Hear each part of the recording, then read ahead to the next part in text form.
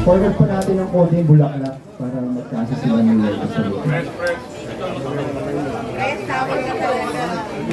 Asan po si Chris? Ayun.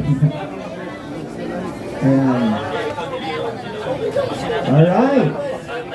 At the count of 3, 1, 2, 3. Congratulations, Barangay Pinagbuhatan. Salamat po. Magandang umaga sa ating lahat. Maraming salamat sa mensahe ni Vice Mayor Dodot, sa ating Kapitan Robin, sa ating mga kagawad, Konsi. Good morning po sa ating mga HOA officers, sa bawat grupo na represented dito. Hindi ko na po babatiin ng iba at baka absent po kayo sa trabaho. Kaya hindi ko na po babatiin.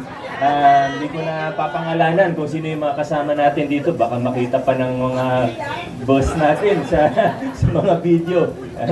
Muli po, good morning sa ating lahat. Masayang-masaya po tayo. Ngayong umaga, may pa-inbox pa kayo ha. Thank you po. Maraming salamat din po sa inyo.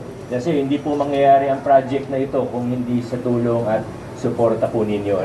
Congratulations sa ating lahat. Napakagandang makakatulong po talaga. Para sa kaalaman ng lahat, yung total ng kahabaan ng ating mga drainage at kalsada na pinagawa po dito sa Acacia ay nasa humigit kumulang 1 kilometro din po.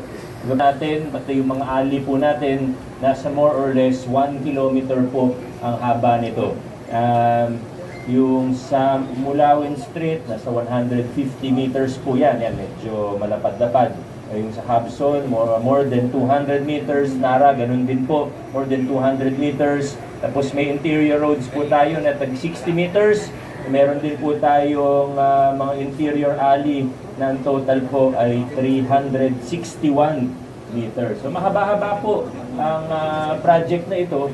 Pero kung papansin po nyo, ang total cost po natin, nakapaskil naman po yan. Pag ginagawa po ito, nasa bungan po natin, yung full disclosure po natin, nasa 14 million lang po ang pagpapagawa natin ito. Sabihin, nasa tamang presyo, maayos, at patotoo po yan dun sa mga reforma na pinakilala natin mula 2019. Katunayan, kaya nga po, minsan may mga nag-share, may mga nag-propose o nag-report na malaki daw yung savings ng lungsod ng Pasig.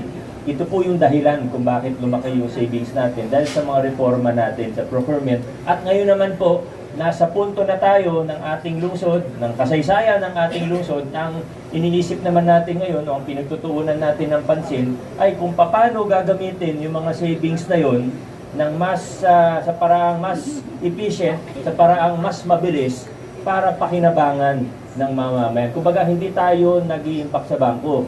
Hindi tayo nagsisavings para may savings. Ito pong savings, ng mga susunod na panahon ay gagamitin din po para sa mga serbisyo ng ating lungsod. Bago po ako pumunta dito, siyempre nagpo-plan kaayusan po muna kami ni Vice Dodot, pati ni Congressman Roman. Pinapaabot pala ni Congressman Roman ang kanyang pagbati sa inyo. Nagkasabay lang po, may EDCOM 2 meeting po sila. Alam niyo naman po, aktibo ang ating congressman na ginagawa niya ang kanyang trabaho sa Kongreso. 9 a.m. din po yung meeting, 9 a.m. ang ating inauguration. Kaya nagpaabot na lang po siya ng kanyang pagmadalas naman po siyang bumibisita dito, alam ko naman po yun. Bago po kami pumunta dito, nanggaling kami sa Oplan Kaayusan, sa Vic Fair, Malinaw. Hindi naman po malayo mula dito yon.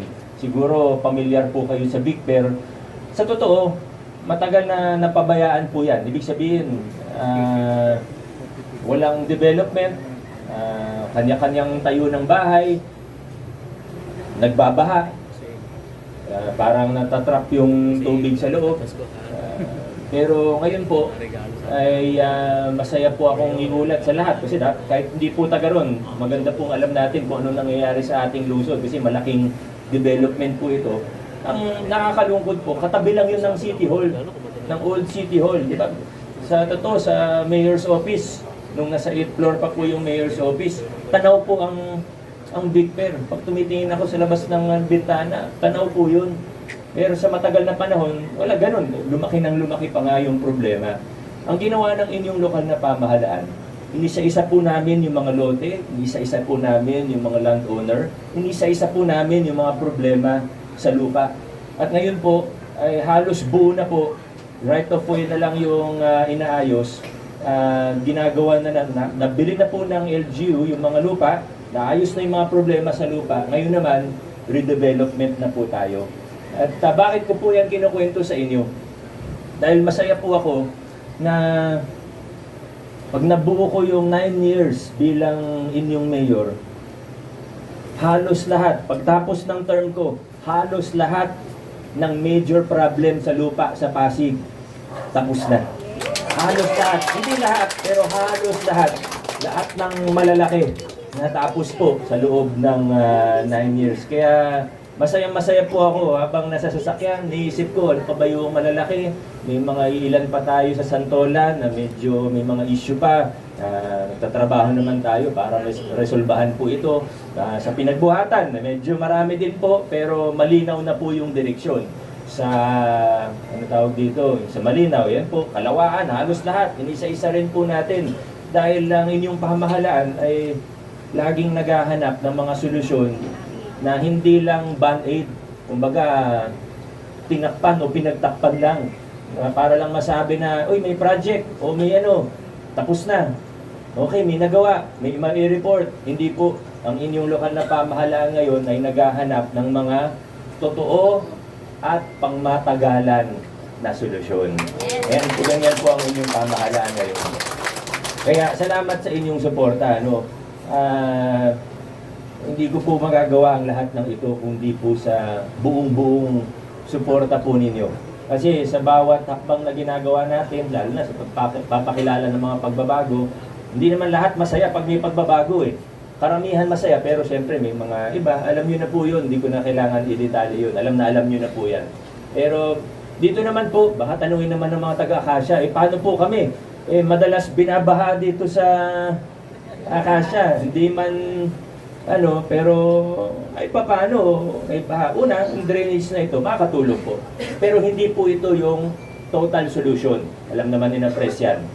Ang nagiging problema po natin, di ba, hindi lang po rito, no, hanggang sa Urbano, hanggang sa Isguera, medyo, sa totoo hindi naman ganun kataas yung tubig, ano, pero syempre gusto natin, di ba, gusto natin maayos, gusto natin mabilis pumupa ang tubig. Pag hindi umuulan, gusto natin maayos. Kung kaya gawin flood-free, flood-free. Kung pwede, kahit walang drainage o gutter deep, yun po ang goal po talaga natin. Yan ang mission po talaga natin. Ngayon, ano po yung nagiging problema natin? Sa totoo, hindi na po drainage yung problema natin. Ang problema natin, yung mga kalsada natin, mas mababa po kaysa sa ating sapa, yung water level. Ibig sabihin, kahit maayos yung drainage mo, pag tumaas na yung tubig sa creek, wala na. Pag mas mataas yung tubig doon, saan pupunta yung tubig? Kaya kinausap ko na rin po ang MMDA, naghahanap tayo ngayon ng solusyon na pangmatagalan. Kasi kahit anong ganda ng drainage natin, kung mas mataas ang tubig sa sapa o sa creek, walang mangyayari, talagang bababa ang tubig eh. Pag bumaba ang tubig sa atin, stagnant po siya, wala na pong mangyayari. Antayin mo na talaga na bumaba ulit yung tubig sa sapa. Di ba? Mula sa ilog pa nga, sa totoo. Kaya, nakausap natin ang MMDA ngayon, naghahanap tayo ng solusyon. Kasi sa totoo, pag pinag-usapan ng mga waterways, hindi lang po yan Pasig.